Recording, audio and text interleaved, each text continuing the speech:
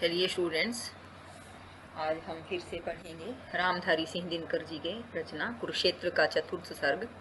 इसके माध्यम से आप जान रहे थे कि किस तरह से भीष्म पितामह राजा युधिष्ठिर से बातचीत के जरिए बता रहे हैं कि युद्ध सिर्फ आपसी कौरव पांडवों का जो वैमनस्य है, उनकी आपसी लड़ाई झगड़ा है, वही एक कारण नहीं है। युद्ध के अन्य भी बहुत से कारण हैं। और आइए उसका आगे का भाग हम पढ़ेंगे।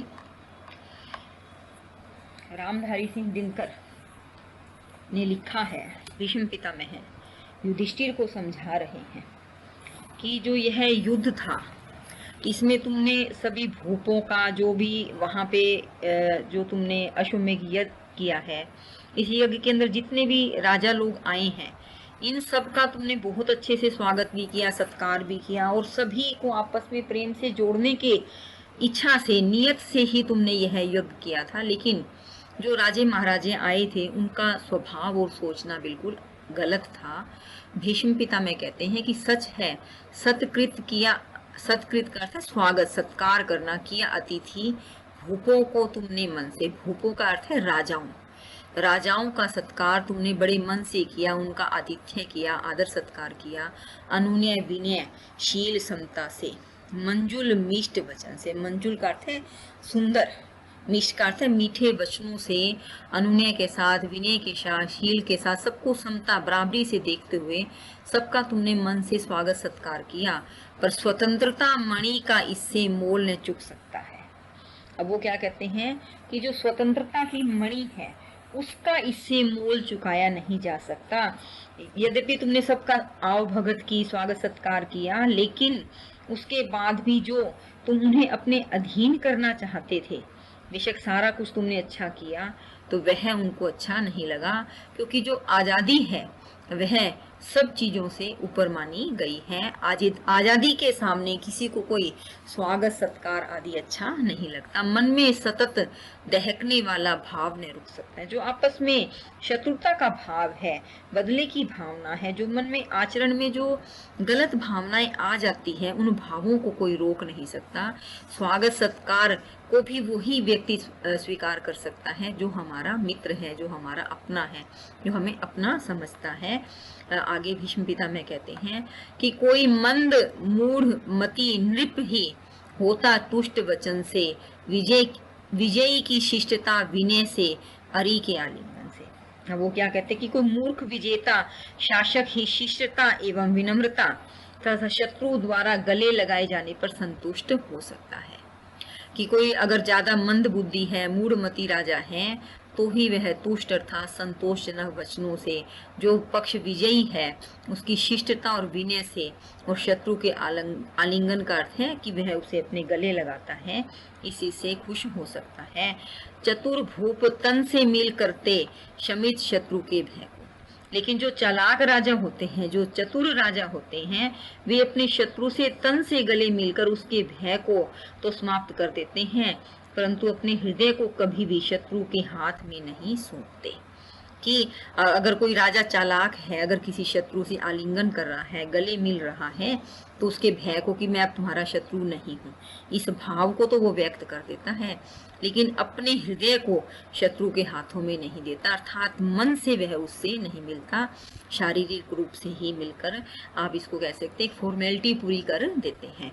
हुए ने प्रशमित भूप प्रणय उपहार यज्ञ में देकर, लौटे इंद्रप्रस्थ से वे कुछ भाव और ही लेकर।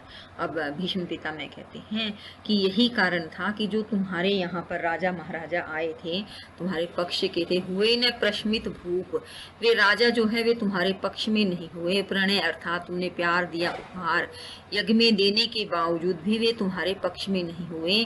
जब वे यहाँ से इंद्रप्रस्थ से लौट रहे थे, तो उनके अंदर मित्रता का भाव न होकर के शत्रुता का भाव ही पनपा था, और वे उसी को साथ लेकर के चले थे। भीष्म पितामह क्या कहना चाहते हैं कि हे राजा युधिष्ठिर, तुमने सबका सम्मान, आव भगत सब कुछ की, लेकिन बहुत से लोग तुमसे ईर्ष्या करने वाले थे, तुमसे चिढ़ने वाले भी थे, बहुत से लोग ऐसे भी थे जिन्होंने इस तुम्हारे यज्ञ के बाद तुमसे शत्रुता बढ़ा ली थी, और बहुत से लोग ऐसे भी थे जो पहले से ही तुम्हारे शत्रु थे। सिर्फ ऊपर ऊपर का दिखा रहे थे प्यार, और उसके बाद वो यहाँ से लौटकर चले गए।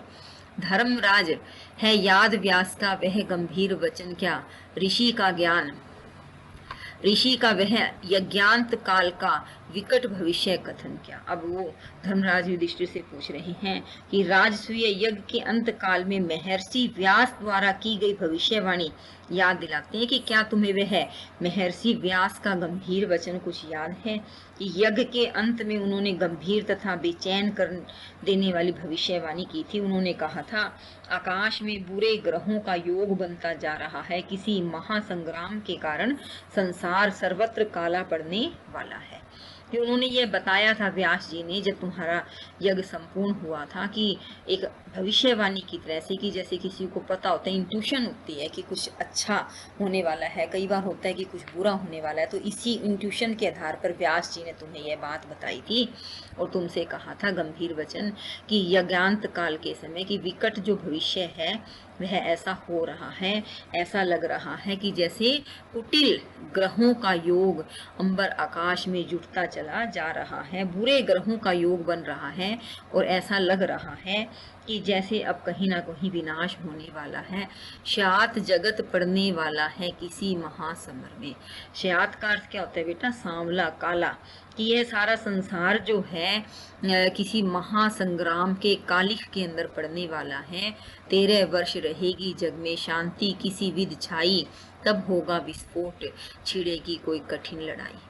कि 13 वर्ष तक जो है संसार में किसी तरह से भी हो शांति छाई रहेगी और उसके बाद कोई कठिन लड़ाई होगी, विस्फोट होगा इस संसार के अंदर, होगा ध्वंस कराल काल विप्लव का खेल रचेगा। कि किसी महासंग्राम के कारण संसार में कालिक छाएगी, एक विस्फोट होगा, 13 साल जैसे तैसे शांति रहेगी, विस्फोट होगा और संसार में एक भयंकर लड़ाई छिड़ेगी, उसमें भयानक विनाश होगा, समय क्रांति का खेल खेलेगा, अर्थात बहुत बड़ी क्षति होगी, धरती पर स्वयं क्यामत प्रकट हो जाएगी। क्या कहते हैं, प्रलय प्रकट होगा धरणी पर, हाहाकार मचेगा चारों तरफ। विप्लव का अर्थ क्या होता है, क्रांति, की कोई क्रांति छा जाएगी धरती के ऊपर। क्या होगा, प्रलय प्रकट, जैसे कि कोई प्रलय आ गई है, विनाश आ गया है, क्यामत क्या जैसे स्थिति होती है वैसी उत्पन्न होगी और चारों तरफ धरती पर चित्कार गूंज उठेगी, क्रंदन सुनाई देगा, न जाने कितने लोग इसमें मारे जाएंगे। कहते कि उन्होंने यह सारी बात जो है एक भविष्यवाणी के रूप में कह दी थी कि 13 साल अर्थात जो पांडव थे वो अज्ञातवास में रहे थे। यह जिसने भी थोड़ी सी महाभारत की कथा पढ़ी है वह जानता ही होगा।